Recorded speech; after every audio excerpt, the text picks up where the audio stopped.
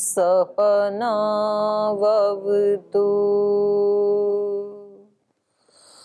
सहनौ भुनक्तु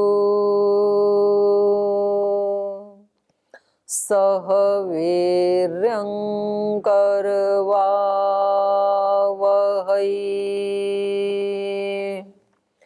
तेजस्विनावधीतमस्तु मा विद्विषावहै।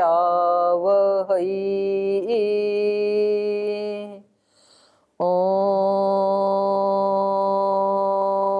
व्रतानां व्रतपते व्रतं चरिष्यामि तच्छकेयं तन्मे राध्यताम् इदमहमनृतात् सत्यमुपैमि। ॐ शान्ति शान्ति शान्तिः।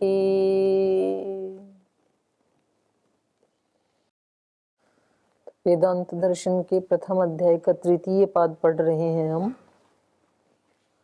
और इसमें कल हमने वेदों के नित्यत्व के बारे में पढ़ा। वेद नित्य हैं। क्यों नित्य हैं?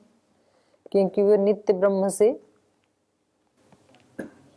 मिला है हमें। वेद की उत्पत्ति नित्य ब्रह्म से हुई है, इसलिए नित्य हैं वो। क्योंकि परमात्मा नित्य है और उसके ज्ञान में वो नित्य बने रहते हैं, तो इसलिए प्रत्येक सर्ग में, प्रत्येक सृष्टि में वैसे के वैसे ही रहते हैं। ये कल पढ़ा। तो ये बीच में आ गया था।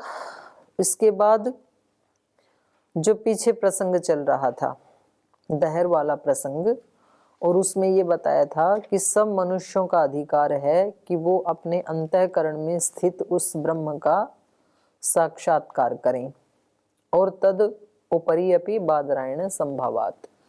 उपासना वो कहीं भी कर सकते हैं, हृदय में रह के भी कर सकते हैं, हृदय में अपने चित्त को एकाग्र करके वहां भी कर सकते हैं, या उसके अतिरिक्त किसी अन्य स्थान पे भी एकाग्र करके, या शरीर से बाहर भी। जैसे हम वैदिक दृष्टि से ही देखें तो जब हम मनसा परिक्रमा के मंत्र बोलते हैं, प्राची दिगग्निरधिपति, तो प्राची दिशा में जाता ही है ना चित्त। फिर हम कहते हैं दक्षिण दिशा में, फिर हम कहते हैं प्रतीची दिशा में, फिर उदीची दिशा में, ऊपर नीचे। तो बाहर भी आप अपने चित्त को वहां एकाग्र करके भी उपासना कर सकते हैं। अंदर मूर्ध आदि में धारणा करके, या फिर हृदय स्थान में धारणा करके, नासिकाग्र पे, कंठकूप में, अनेक अनेक स्थान बताएं। लेकिन उसके साक्षात्कार का अधिकार तो सब मनुष्यों को हृदय में ही है। साक्षात्कार तो हृदय में ही होगा।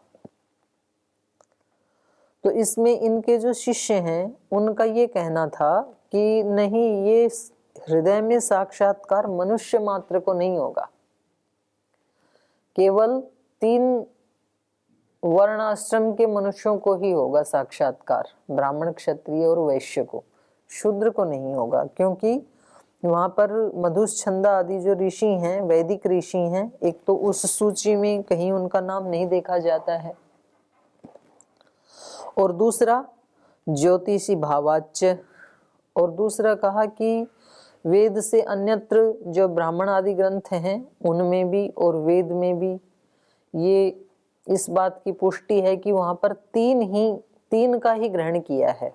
तो यजुर्वेद का पहले इन्होंने प्रमाण दिया, प्रजापति प्रजया संडराण त्रीणि ज्योतिंषि। तो त्रीणि ज्योतिंषि से क्या लिया इन्होंने? ब्राह्मण, क्षत्रिय, वैश्य। और ऐसे ही फिर लास्ट में अथर्ववेद का प्रमाण दिया, स्तुता मया वरदा वेद माता प्रचोदयंताम पावमानी द्विजानाम। तो यहाँ भी 3 का ही ग्रहण है। क्योंकि द्विज तो 3 ही होते हैं ना। शूद्र द्विज क्यों? इसीलिए तो वो शूद्र रहता है क्योंकि उसने विद्या अध्ययन नहीं किया। तो 3 ही लोग द्विजता को प्राप्त कर पाते हैं, ब्राह्मण, क्षत्रिय और वैश्य। ज्ञान से उन्हीं का ही दोबारा जन्म होता है। तो कह रहे हैं वेद भी इस बात का प्रमाण है कि सब मनुष्यों को नहीं होता है, केवल द्विजों को ही ये वेद माता पवित्र करती है।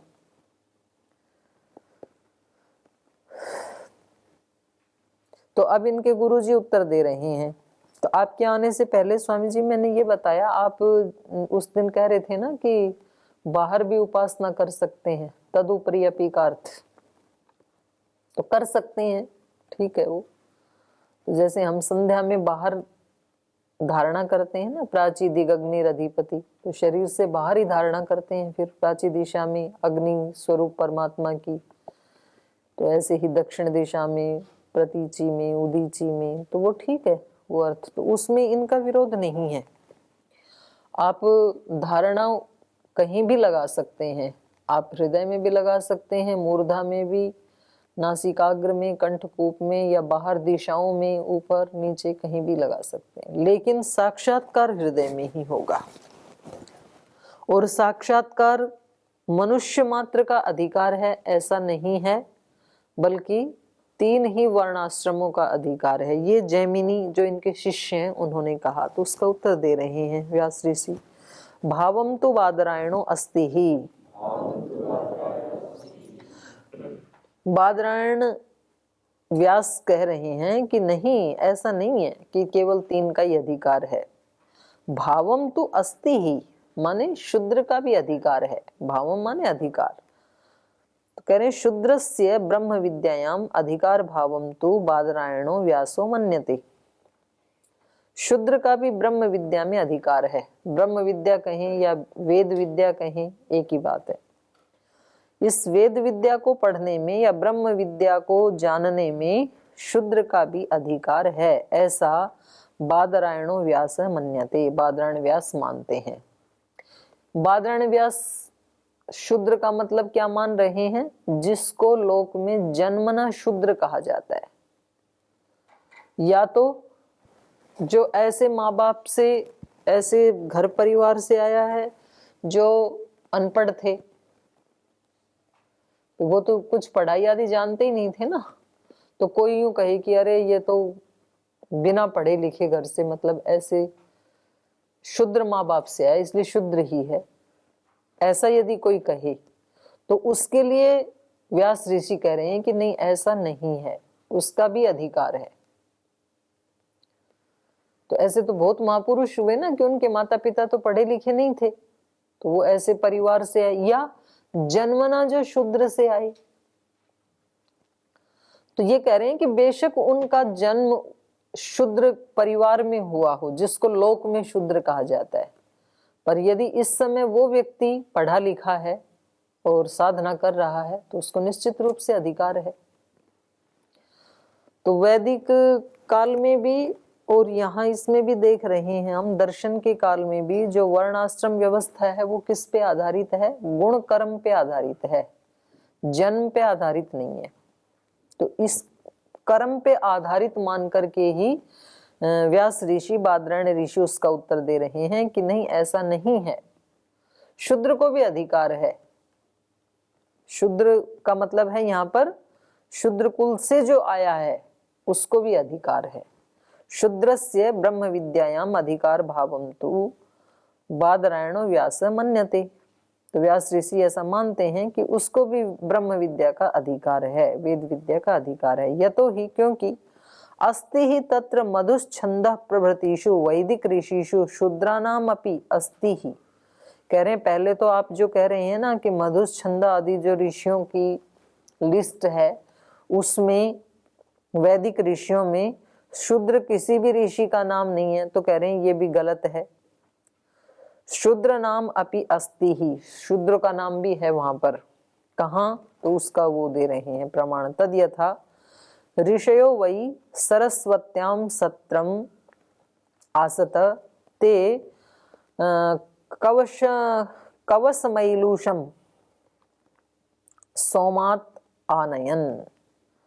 तो कह रहे हैं कि ऋषयो वही सरस्वत्याम सत्रम आसत, सरस्वती के किनारे पर उन्होंने सत्र किया।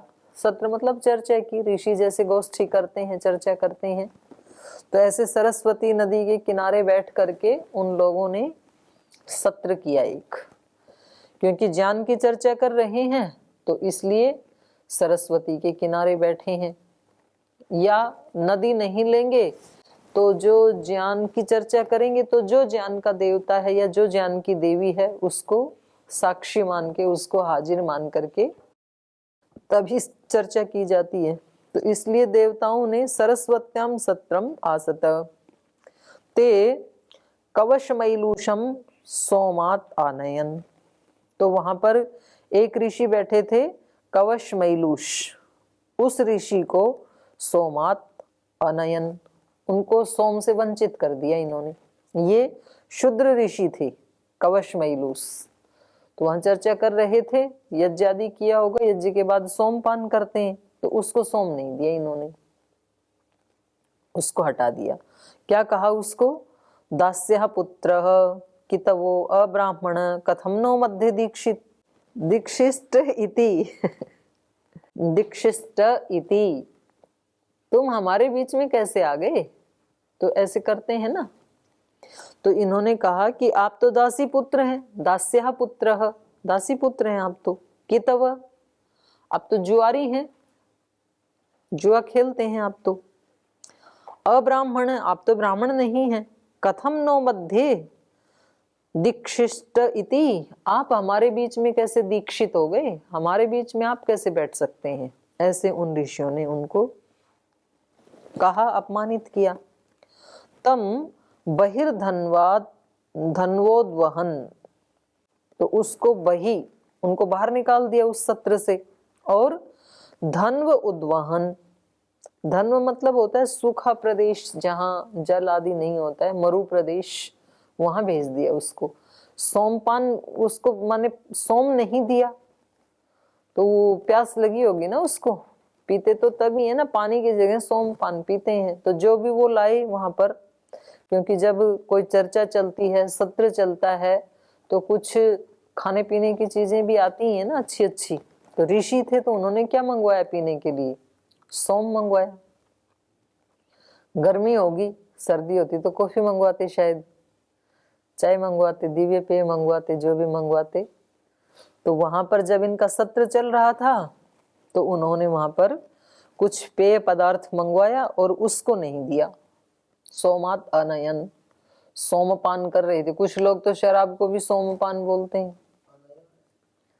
आनयन नहीं, अनयन, नहीं दिया, वंचित कर दिया, सोमात अनयन।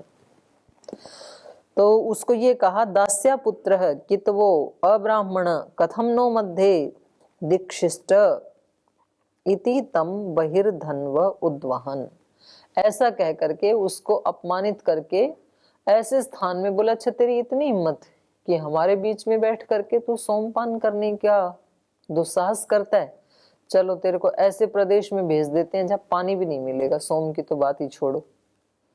तो ऐसे करके उसको वहां भेज दिया मरु प्रदेश में। ऐत्रेय ब्राह्मण का है ये। अत्र एनम पिपासा हंतु सरस्वत्या उदकम मां पात इति, तो यहाँ अत्र एनम, इसको पिपासा हंतु, प्यास इसको मार दे, सरस्वत्या उदकम मां पात इति, सरस्वती का पानी पीने आया है ना यहाँ पर, ये सरस्वती के किनारे, तो इसको ऐसे मरु प्रदेश में भेज देते हैं कि वहां इसको पानी भी ना मिले और पानी की के अभाव में ये मर जाए। मतलब उसको दंड दिया एक तरह से ऋषियों ने। वो शूद्र ऋषि थे। तो फिर क्या हुआ? स बहिर्धन्वोढ़ पिपासया वित्त एतद अपोनप्त्रियम अपश्यत, तो कह रहे हैं वो बाहर चला गया वहां से, जब सारे एक हो गए और उसको एक को बेचारे को खदेड़ दिया तो चला गया बाहर। से बहिर्धन्वोढ़ पिपासया वित्त, और वो प्यास से व्याकुल हो गया वहां पर मरु प्रदेश में जाकर के, उसको बहुत प्यास लगी। तो फिर उसने क्या किया? एतद त्रियम अपश्यत। अपोनपात देवता वाले जो ऋचाएं थी उसको उसने देखा। मतलब जब आदमी भगवान को कभी याद करता है, ये हमने वेदांत दर्शन के प्रथम सूत्र में ही पढ़ा था, सच्चे हृदय से वो कब पुकारता है, निकालो पहला ही सूत्र का भाष्य। वो जब देखता है, जब वो अत्यंत अपमानित होता है, या तो देखो अधुना जगति रोग वियोग भोग दुख अनुभवानंतरम, या तो इस जगत में व्यक्ति रोग के कारण याद करता है, या वियोग के कारण करता है, या भोगों में बहुत दुख मिला हो तब याद करता है, लेकिन प्रत्येक दृष्टि में दुखानुभवानंतरम, दुख का अनुभव करने के बाद ही उस परमात्मा को याद करता है। ठीक है, रोग के बाद याद करता है, भोग के बाद, जो रोग से दुख मिलेगा, भोग से भी दुख मिलेगा, वियोग से भी दुख मिलेगा, किसी भी कारण से अपमान से भी दुख मिलेगा। किसी ने किसी को चैलेंज कर दिया, अपमानित कर दिया, तो व्यक्ति को दुख होगा ना। लेकिन किसी भी हालत में व्यक्ति बिना दुख के ईश्वर को याद नहीं करता है, ये तो पक्का है। दुख में सुमिरन सब करें, सुख में करे ना कोई। सुख में कोई नहीं करेगा, करता ही व्यक्ति दुख में है। चाहे वो दुख उसने अपने जीवन में देखा, चाहे तो वो किसी दूसरे के जीवन में देखा। कभी कभी दूसरे के दुख को भी, जो समझदार होते हैं, दूसरे के दुख में को देख के भी ईश्वर को याद करते हैं। जैसे कि महात्मा बुद्ध ने देखा, उनके अपने जीवन में तो कोई दुख था नहीं, दूसरे के जीवन में देखा। तो पड़ोसी में जो बीते तो आपे में ही जानो, समझदार लोग बोलते थे। जो कहीं पड़ोस में हो रहा है तो समझ लो तेरे साथ भी होने ही वाला है वो, इसलिए पहले सावधान हो जाओ। दूसरे मोहल्ले में आग लगी है तो तुम्हारे वाले में भी आने वाली हैं लपटें, तो इसलिए उससे पहले ही अपने वाले में पानी का प्रबंध कर लो ताकि तुम्हारे में ना आए। दूसरे लोगों के शरीर में यदि रोग आ गए तो आप भी योग और प्राणायाम करने लग जाओ, नहीं तो आप वाले में भी आने ही वाले हैं। तो ऐसे इन्होंने दुख देखा, क्योंकि बेचारे हैं तो ऋषि, तो कोई वहां लड़ाई झगड़ा भी नहीं किया, उन्होंने खदेड़ दिया, वहां से आ गए और यहाँ प्यास से व्याकुल हो रखे हैं, पानी है नहीं, ऐसे प्रदेश में भेज दिया। तो फिर ईश्वर को याद किया, और उसको याद किया तो अपोनप्त्रिय जो ऋचाएं हैं उनको इन्होंने देखा, साक्षात्कार किया। अपोनप्त्रिय सूक्तस्य से ऋषि संजाते थी, और उन ऋचाओं का उसने वहां पर साक्षात्कार किया, तो इसलिए वो उन्हीं का ही ऋषि बन गया, ऋषि संजाते इति कथनेन। तो इस कथन से क्या पता लगा, मधुच्छंद प्रभृतिषु वैदिक ऋषिषु शूद्रस्य कवशैलूसस्य वर्णन उपलम्भात क्षुद्रस्य अपि अधिकार सिद्धः। तो जब इन्होंने ऋचाओं का साक्षात्कार कर लिया तो मधुच्छंद आदि जो वैदिक ऋषि थे उसमें इन कवशैलूष नामक शूद्र ऋषि का वर्णन भी मिलने से शूद्रस्य अपि अधिकार सिद्धः, शूद्र का भी अधिकार है ब्रह्म विद्या में। ये बादरायण ऋषि ने, व्यास ऋषि ने बता दिया। अन्यच्च वेदेतु शूद्रस्य अधिकार स्पष्टम उपलभ्यते। और कह रहे हैं इतना ही नहीं, अब आपको वेद का भी उदाहरण दे रहे हैं, व्यास ऋषि कह रहे हैं वेद का भी उदाहरण देता हूं कि वेद में भी शूद्र को भी ब्रह्म विद्या का अधिकार है, ये स्पष्ट उपलब्ध होता है। जैसे यजुर्वेद का मंत्र है, यथेमाम वाचम कल्याणीम आवदानी जनेभ्यः ब्रह्म राजन्याभ्याम शूद्राय च आर्याय च स्वाय च चारणाय च। तो यहाँ पर कहा, ये कह रहे हैं, परमात्मा कह रहे हैं, यथा इमाम कल्याणीम वाचम आवदानी जनेभ्यः, जैसे ये कल्याण करने वाली वाणी अर्थात वेद, ये मैं सब मनुष्यों के लिए बोल रहा हूं। तो सब मनुष्यों के लिए बोल रहा हूं, उसको और थोड़ा स्पष्ट कर दिया, ब्रह्म राजन्याभ्याम शूद्राय च, तो स्पष्ट ही कह दिया ना, शूद्र शब्द ही बोल दिया। जैसे मैं सब मनुष्यों के लिए इस कल्याणकारी वाणी का उपदेश कर रहा हूं आप सब मनुष्यों के लिए वेदवाणी का। तो इसमें ब्रह्म, क्षत्रिय और जो भी दूसरे भी हैं, आर्याय और शूद्राय च। आर्याय, आर्य कहते हैं वैश्य को, शूद्राय च, आर्याय च, स्वाय चारणाय च। हर व्यक्ति के अपने लिए है, और चारणाय जो सेवक आदि होते हैं, तो उन सब के लिए मैं इस ब्रह्म विद्या का उपदेश करता हूं, ऐसा स्पष्ट है यजुर्वेद में। आश्चर्यम अत्र स्वभाष्य प्रसंगे शंकराचार्यो अपि पौराणिका नाम इव जड़ेषु चेतनत्वस्य असत कल्पनाम अंगीकरोति।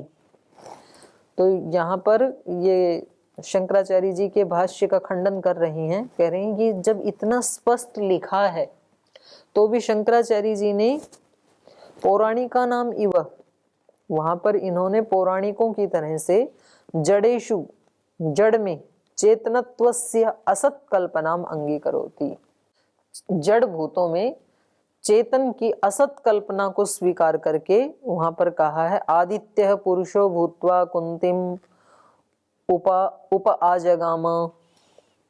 आदित्य जो है वो पुरुष होकर के कुंती के पास आए, तो जो उसकी कर्ण की उत्पत्ति हुई तो सूर्य पुत्र माना जाता है ना कर्ण को।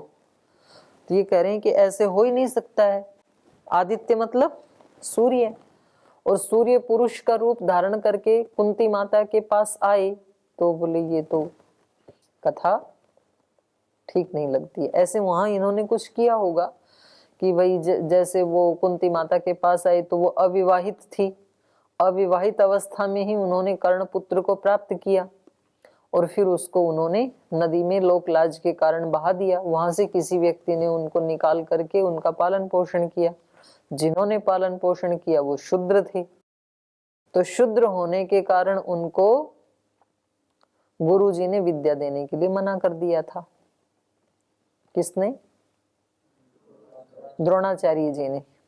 तो ऐसा कोई प्रसंग उन्होंने अपने भाष्य में लिखा होगा, तो उसका ये खंडन कर रहे हैं कि कितना आश्चर्य है, वेद में साक्षात शूद्र के लिए ब्रह्म विद्या का उपदेश है, और फिर भी उन्होंने इस असत कल्पना को स्वीकार किया है।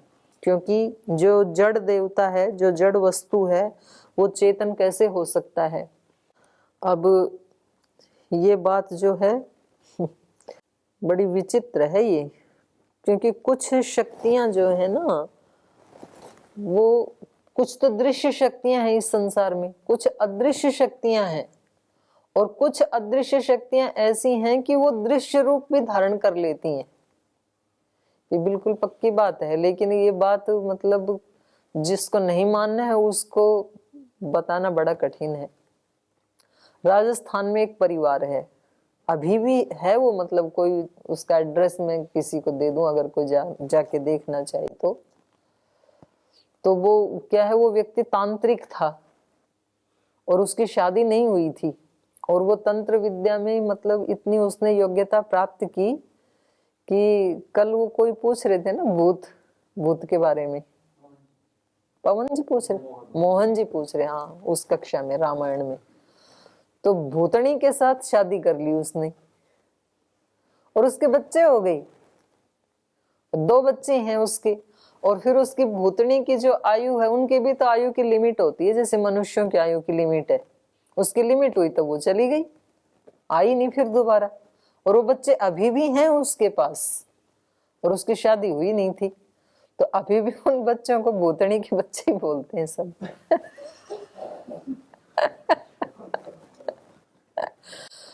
तो मतलब ये जो शक्तियां है ना, ये कभी कभी और भी मेरे को बताया उन्होंने, बोल जी वो केवल मनुष्य का ही रूप धारण नहीं करते, कभी सांप का रूप धारण कर लेते हैं, कभी कबूतर का रूप धारण कर लेते हैं, कभी अलग अलग बच्चे का रूप धारण कर लेते हैं, तो इच्छाधारी योनिया। तो ये सृष्टि बड़ी विचित्र है, इसमें बहुत सारी विचित्रताएं हैं। तो हो सकता है, मतलब ऐसे भी हो सकता है कि ये जो सूर्य हैं उन्होंने पुरुष का रूप धारण किया हो, ये मैं कहना चाह रही हूँ। लेकिन ये मेरा व्यू है भाई, यहाँ इन्होंने पूरा खंडन किया है। ऐसे भी संतानें होती हुई होंगी। जब भूतनी की संतान हो सकती है तो आदित्य की क्यों नहीं हो सकती? हो सकती, पर इन्होंने उसका खंडन कर दिया है। ये कह रहे हैं कि ये इस तरह की जड़ में चेतन की कल्पना करना ये उचित नहीं है। लेकिन इन्होंने ये दिखा दिया बादरायण ने कि शूद्र को भी ब्रह्म विद्या का अधिकार है। शूद्रस्य ब्रह्म विद्यायाम अधिकार प्रदर्शनार्थो अयम अन्यो हेतु, और एक और हेतु दे रहे हैं। शूद्र को भी ब्रह्म विद्या का अधिकार है, इसका प्रदर्शन करने के लिए दूसरा हेतु दे रहे हैं। शुगस्य तद अनादर श्रवणात् तद आद्रवणात् सूच्यते ही। शुगस्य, शुगस्य माने शूद्र को, शोक, जो शोक करता है उसको शूद्र कहा। शुगस्य तद अनादर श्रवणात् माने उस शूद्र को अनादर का श्रवण करने से, उन्होंने अनादर किया शूद्र कह करके, और उस अनादर के वचनों को सुन करके तद आद्रवणात् शीघ्रता से ही वो शोक से पीड़ित होकर के दौड़ा। आद्रवणात् सूच्यते ही सूचित किया जाता है, माने अनादर श्रवणात् तद आद्रवणात् सूच्यते ही। शूद्र को शूद्र क्यों कहते हैं वो बता रहे हैं। शूद्र में दो शब्द है ना, एक तो शु का मतलब है शोक से, शुगस्य शोक से। शोक किसका हुआ? अनादर श्रवणात्, अनादर के वचन सुने तो शोक से। और दूसरा शब्द है द्र शूद्र में, तो द्र मतलब द्रवणात्, तो अपमान करने पर अनादर के वाक्य सुन करके शीघ्रता से वो दौड़ा। पीड़ित होकर के व्यक्ति एकदम से झल्ला के दौड़ता है ना, तो इसलिए उसको शूद्र कहा। शोक से पीड़ित होकर के ये ऊपर वाला जो ऋषि है उन्होंने अनादर किया, और वो वहां से उस अपमान से पीड़ित होकर के तेज कदमों से दौड़ करके आया वहां पर, तो इसलिए उसको शूद्र कहा। तो ऐसी निष्पत्ति की है इन्होंने शूद्र की। शुच शोके है ना, तो उस शोक से, और द्र गति में गत्यर्थ धातु है, तो शोक से पीड़ित होकर के शीघ्रता से जो दौड़ा, तो इसलिए उसको शूद्र कह दिया।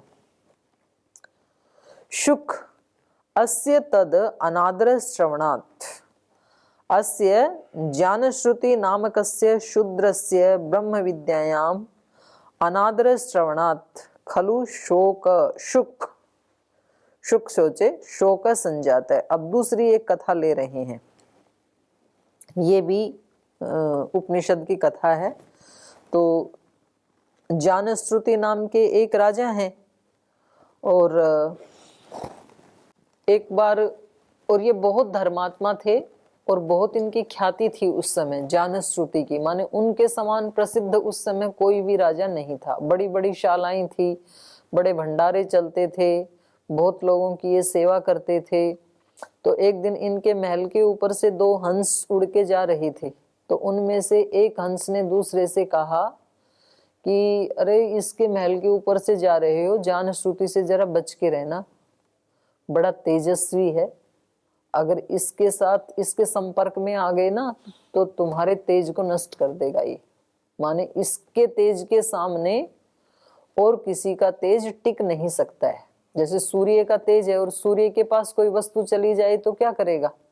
अपने तेज से उसको नष्ट कर देगा, उसके तेज को जला देगा वो। तो ऐसे उन्होंने कहा कि वे ज्ञानश्रुति के महल के ऊपर से उड़ रहे हो तो थोड़ा इनसे बच के रहना, इस व्यक्ति से, ये बड़ा तेजस्वी है, तुम्हारे तेज को नष्ट ना कर दे कहीं। तो दूसरे वाले हंस ने कहा कि रैक गाड़ीवान से भी ज्यादा तेजस्वी है क्या ये? तो ये बात उन्होंने सुन ली जानश्रुति ने। तो उन्होंने अपने व्यक्तियों को भेजा कि भाई पता लगाओ ये रैक्व गाड़ीवान कौन है। तो वो बड़े बड़े नगरों में शहरों में ढूंढते फिरे कि कोई बड़ा ही बिजनेसमैन होगा, यदि उसकी इतनी ज्यादा राजा से भी ज्यादा प्रसिद्धि है ऐसा कहा है तो उनको कहीं मिला नहीं। तो फिर उनको मुश्किल से कहीं जंगल में एक गाड़ी के नीचे बैठा मिल गया रैक्व।